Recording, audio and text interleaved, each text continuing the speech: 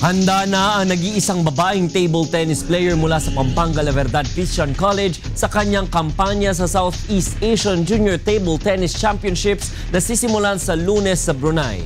Ito ang balita ni Joshua Anton.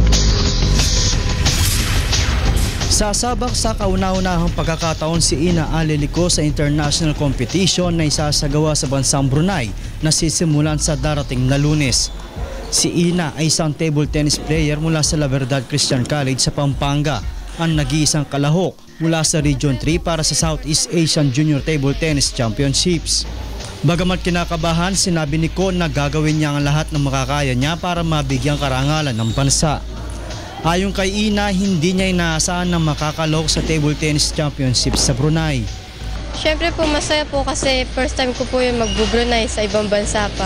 Hindi ko po inaasahan kasi dapat po hindi po kami sasali, parang pinilit lang po kami ng daddy ko po, kaya po kami nakapunta doon. Naka-third place si Ina sa ginanap na National Junior Table Tennis Qualifying Tournament sa bansa para mag-qualify sa Brunei Tournament.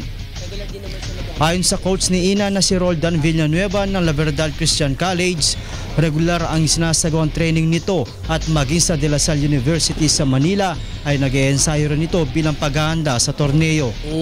Actually, advantage yun sa isang player dahil most of the time kasi ang nakakalaban ng mga kanan din. So pagka nagkaroon sila ng kasparing or kalaban na kaliwete, parang nalilito sila kasi usual na nakakalaro nila is kanan. Sa linggo, nakatakdang tumulak si Ina patungong Brunei kasama ang iba pang miyembro ng Philippine team.